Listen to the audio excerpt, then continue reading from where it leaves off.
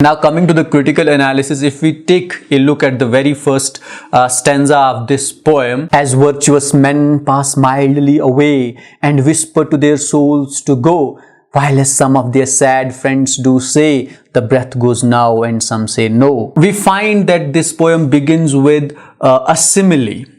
And that is a very common trait of these metaphysical poets, in particular John Donne, as I have said earlier also, that he does not introduce his subject. He does not say that I am about to leave to Europe, and because I am leaving to Europe, my wife is not happy with this decision of mine, so I have to persuade her. So in order to persuade, then he begins with a simile. No, he is not introducing the subject in this matter, but he begins straight away with a simile, as virtuous men pass mildly away. And he uses the word mildly. Now mildly would give many meanings, like softly, calmly, without pain, without trouble, without noise. And then we do not get any idea at the very beginning that why is he referring to the death of a pious man? Why is he creating this image? But then as we move ahead in the poem, we come to know that he wants to persuade his wife, he wants to convince his wife that his separation because of his trip to Europe is not a separation, is not something that must be mourned, that must be lamented. And he says that we must treat this separation like the virtuous men treat their death. You know, they embrace their death. They are happy at the time of their death. They do not create any kind of noise. They do not show any kind of fear. They do not show any kind of regret. What they show is peace and contentment and calmness and mildness. So we, as a lover, John Donne and his wife Anne, must also, react to this moment of separation in the same manner as do the lovers, as do these pious men. An important aspect of this stanza is the image of a dying man, and this image of a dying man is a common image in John Donne's poetry, because he has also used this image of a dying man in another poem of his, A Valediction of Weeping. Towards the end of that poem, he would be using this image of a dying man. The second stanza of this poem: so let us melt and make no noise, no tear floods nor sigh tempests move, 'twere profanation of our joys to tell the laity our love.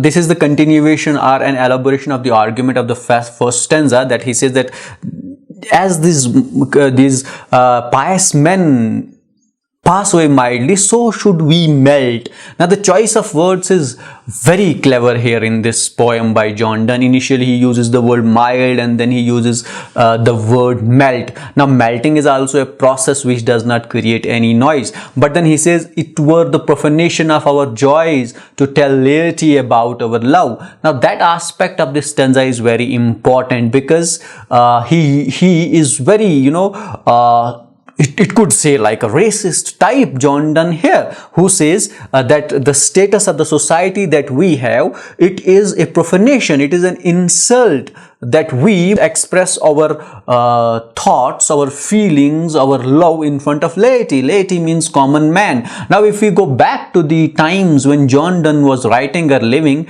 England has a society which was divided by this class system.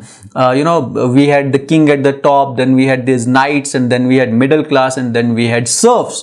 Now John Donne, since he was a poet, he was an educated man, he was also a parliamentarian back then, so we can say that he belonged to that upper class. So he does not find it fit to express his emotions and his feelings in front of those who do not deserve or who are not equal to them. So that is a reflection of the society, or commentary on the society that we had at that time. Secondly, it also reflects the psychology of the people of England in 17th century. How would they treat the people of different classes? They do not find it fit to even express their emotions in front of those people, in front of those men who are not equal in status to them. They consider it an insult, a profanation.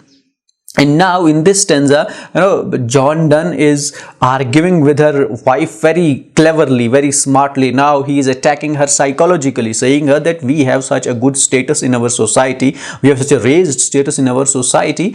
No, we can't stoop so low and discuss all these things or express all these things in front of the laity, in front of the common man. That was the second stanza of this poem. Now the technical aspects or devices or rhetorical devices that we find in this poem. Now this no tears flood and no sighs tempest is an example of hyperbole. Now hyperbole is the exaggeration of a statement or exaggeration of an emotion, exaggeration of a feeling. Now here he is exaggerating his love. If, for example, we would start lamenting this separation or mourning this separation, that we would end up flooding whole England with our tears and raising tempest with our sighs. But we need to be very sure about it, that we are not going to act in that way. And this technique of hyperbole is very common in John Donne's poem. You can find it in many poems of his, that he uses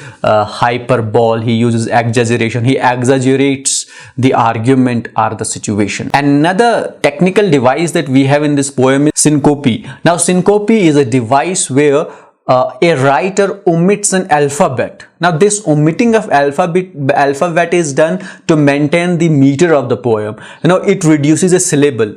Now if you read this stanza, we have to a profanation of our joys. Now before T there must have been I, then it would have read as it was profanation of our joys.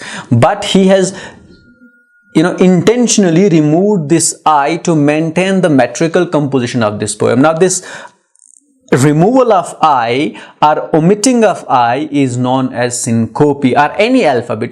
For example, in thus at times E is omitted. In didn't, for example, DID apostrophe NT, we omit O. When we do such kind of things, that technique is called as syncope.